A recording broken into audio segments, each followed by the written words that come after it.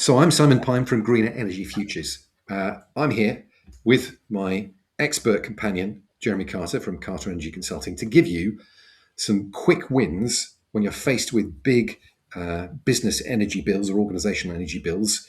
My focus, I tend to help SMEs in and around the Bristol area, some nationally, on energy saving and carbon reduction. So I'm in the West Country, but Jeremy, you're not. What's your focus? No, I'm over in East Anglia. I undertake energy audits. To put that into simple terms, that basically means I go into buildings and find energy saving solutions. I'm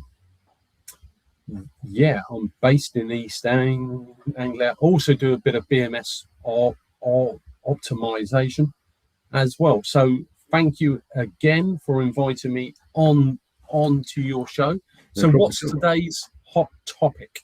Well, it's a good question, isn't it? So we've got this overlap, and we cover basically most of the countries, although we have our sort of local focus, and we work with dozens and dozens of different organisations. I think today, what I like to do, how about this? How about we come up with, I don't know, three quick wins for organisations looking to reduce their energy bills.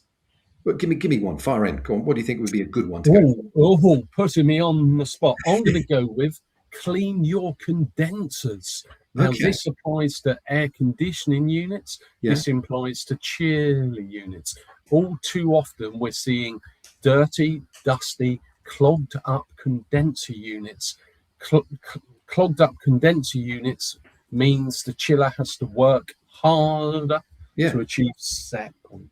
So it's a bit like cleaning the back of your fridge. So the back of your fridge is all caked up with dust and stuff. Correct. Yeah. Okay. All right. That's a really good one. Okay. So I'll counter that one with thermography. Okay. Because I think I've done thermography on a few sites now, which is infrared capture of heat loss on buildings, and it's just such a helpful way to convey to a building user where the problem areas are. And I admit you can only do it like 6 months a year, right? So we're coming to the end of the season, but it's such a useful empirical way of finding what you need to block up and what you need to insulate better. You know what? I think that's a really, really good one, because we know from experience, don't we, when we've shown clients the visual data of a thermography survey, and you can see the heat being lost. Absolutely. It has the desired effect. Right, you're going to go one better. You're going to go one better now. Are you? Go on then. No, I don't think. Oh, I don't know. I've got one that's along the same lines, which is maintain your heating systems. Okay. All too often we upgrade our heating systems to new heat pumps or new gas boilers, and we think that's it, and we forget about the importance of that annual maintenance service. If we wish our heating to maintain its optimum efficiency, we have to maintain it. Okay, all right. No, I take your point. I think people do tend to leave these things alone, and they slowly degrade over time, don't they? Yeah. Many's the time I think we've all probably forgotten to service our boiler at home as well. You can regret that if you don't fix it. Okay, I got an even better one, I think. I think what we often see in organisations is people who don't really understand how and when things should be running. They're just set in hand. Systems are left in hand. They're left to run 24 hours, and there's just what are the typical working week is 40 hours, but the actual hours in a week are 168. So often we see organizations bleeding beyond that 40 hours, well into the 160, 100 hours a week, massive savings. Yeah. I think people need to understand that better.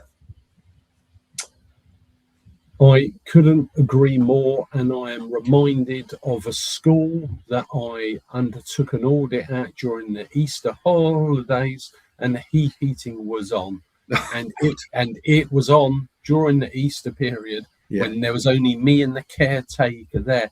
It was on because they didn't have the expertise to void those 2 weeks. Yeah. So and it's just frustrating.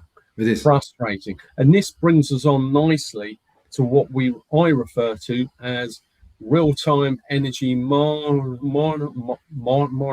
This Okay. is a pan 10. This is CT. So what it does, I'll just use this cable here. Yeah. You clamp it onto a power cable, Yeah. which you might want to consider doing in your circuit board, and it will give you real-time energy data of that circuit. Okay. So these work particularly well. Let's say, for example, you've got a building and you know the consumption's not quite as it should be. You could clamp onto all of the distribution boards, and that would tell you straight away which of those distribution boards was consuming power out of our hours. Okay. Then you would open up those distribution boards, put these on each circuit, and that would give you the granulation of which circuit was consuming out of our hours. And that's a really good way of identifying energy waste. Gotcha. Okay, so good real data. Okay, Yeah. well, no, I take your point. I think that is useful information. But even more so, then, I'm going to one up you on that one. I reckon fundamentally, you and I aren't needed. Now, I'm going to be bold here. I think if, in many cases, if a facilities manager or estates manager was given the time and was told, go around, record everywhere you think you can save energy, I'm going to give you the time to find all the energy savings, I reckon they'd find, not necessarily all, but I reckon they'd find much of what we find. I think that would be my number one. Maybe my number one tip. Well, there was a university in London that did a study, and they asked the question.